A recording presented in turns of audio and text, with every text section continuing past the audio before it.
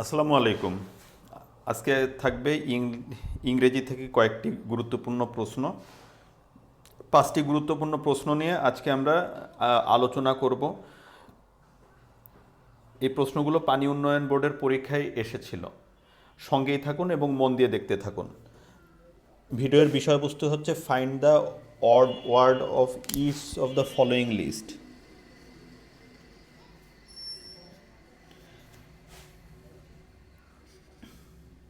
একটু সাথে থাকবেন। Find the odd word each of the following list, একটু খেয়াল করে দেখার চেষ্টা করবেন। 12 নম্বর প্রশ্ন। 12 নম্বর প্রশ্ন এখানে আছে কনফিডেন্সিয়াল। কনফিডেন্সিয়াল শব্দের অর্থ হচ্ছে গোপনীয়। আর্কেন, আর্কেন শব্দের অর্থ হচ্ছে রহস্যপূর্ণ। সেক্রেট, সেক্রেট, সেক্রেট শব্দের অর্থ হচ্ছে গোপনীয় বা গোপনীয়তা। ইন্টিমেট, ইন্টিমেট শব্দের অর্থ হচ্ছে একান্ত, ব্যক্তিগত বা অন্তরঙ্গ। এই চারটা। আর পাবলিক, পাবলিক শব্দের অর্থ হচ্ছে প্রকাশ্য। এইখানে কনফিডেন্সিয়াল, আর্কেন, সেক্রেট, ইন্টিমেট, এই চারটা মোটামুটি একই রকম। সেজন্য সঠিক উত্তর হচ্ছে পাবলিক। সঠিক উত্তর হচ্ছে পাবলিক। পাবলিক অর্থ হচ্ছে প্রকাশ্য। বাকি চারটাই গোপনীয় কিছুর ইঙ্গিত করছে।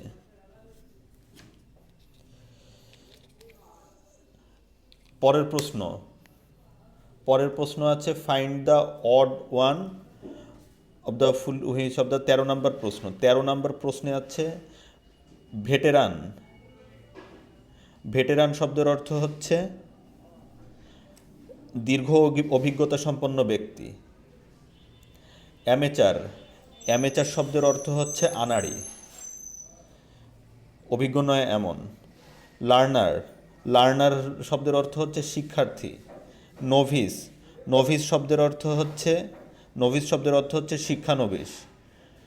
আর বিগিনার, বিগিনার শব্দের অর্থ হচ্ছে অনভিজ্ঞ ব্যক্তি। সো এখানে উত্তর হবে 13 নাম্বার। 13 নাম্বার হচ্ছে ভেটেরান। 13 number veteran. ভেটেরান অর্থ হচ্ছে দীর্ঘ অভিজ্ঞতা সম্পন্ন ব্যক্তি।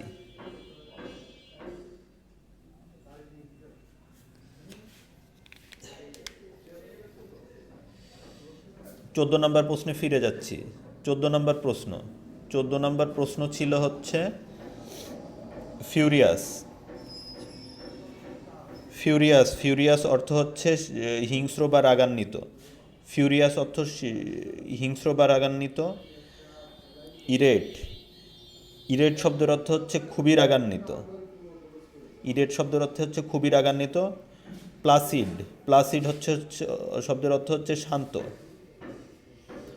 অ্যাংরি শব্দের অর্থ হচ্ছে রাগান্বিত। আর ইনার্জড, এ এনরেজড, এনরেজড শব্দের অর্থ হচ্ছে ক্ষুব্ধ। নাম্বার হচ্ছে এনরেজড, এনরেজড শব্দের অর্থ হচ্ছে ক্ষুব্ধ। এখানে দেখা যাচ্ছে ফিউরিয়াস মানেও রাগান্বিত, ইরেট মানে খুবই রাগান্বিত। দ্বিতীয় অপশন ইরেট মানে খুবই রাগান্বিত। প্লাসিড মানে হচ্ছে শান্ত।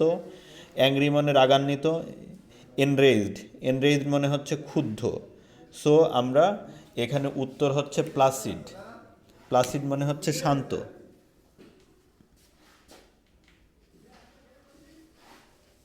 অপশন ই, প্লাসিড মানে হচ্ছে শান্ত।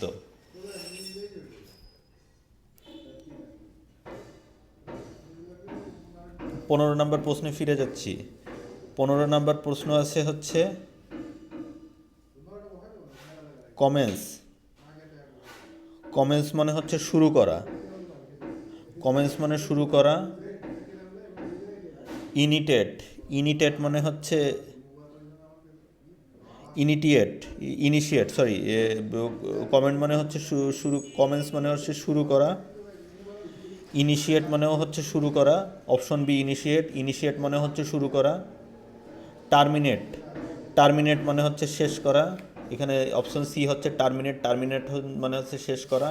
বিগিন, বিগিন মানে হচ্ছে শুরু করা। ই হচ্ছে ইনঅ্যাগুরেট, ইনঅ্যাগুরেট মানে হচ্ছে উদ্বোধন করা।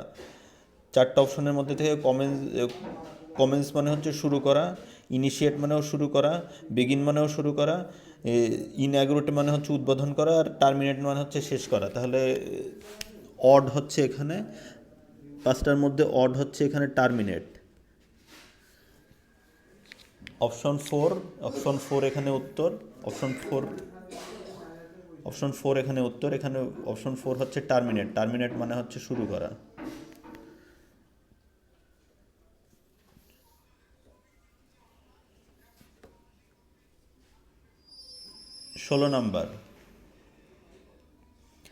16 নাম্বার প্রশ্নতে যাচ্ছি আমরা।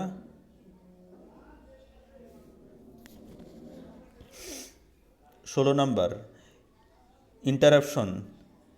ইন্টারাপশন মানে হচ্ছে বাধা। ডিসরাপশন। ডিসরাপশন মানেও হচ্ছে বাধা, ইন্টারাপশন মানেও বাধা, ডিসরাপশন মানেও হচ্ছে বাধা। ব্রেক। ব্রেক মানে ছেদ বা বিঘ্ন। ব্রেক মানে ছেদ বা বিঘ্ন। ডিস্টারবেন্স। ডিস্টারবেন্স মানে হচ্ছে বিঘ্ন। কন্টিনিউটি। কন্টিনিউটি হচ্ছে ধারাবাহিকতা। চারটা অপশন দেওয়া আছে। চারটা অপশনের মধ্যে হচ্ছে ইন্টারাপশন মানে হচ্ছে বাধা, ডিস্টারপশন মানে হচ্ছে বাধা, ব্রেক মানে হচ্ছে বিঘ্ন, ডিস্টারবেন্স মানে হচ্ছে বিঘ্ন, আর কন্টিনিউটি মানে হচ্ছে ধারাবাহিক। এই চারটা অপশনের মধ্যে অপশন ই হচ্ছে উত্তর। ভালো করে দেখার চেষ্টা করুন। চারটা অপশনের মধ্যে অপশন ই হচ্ছে উত্তর। ধন্যবাদ। আজকে এ পর্যন্তই। সবাই ভালো থাকবেন, সুস্থ থাকবেন। আল্লাহ হাফিজ।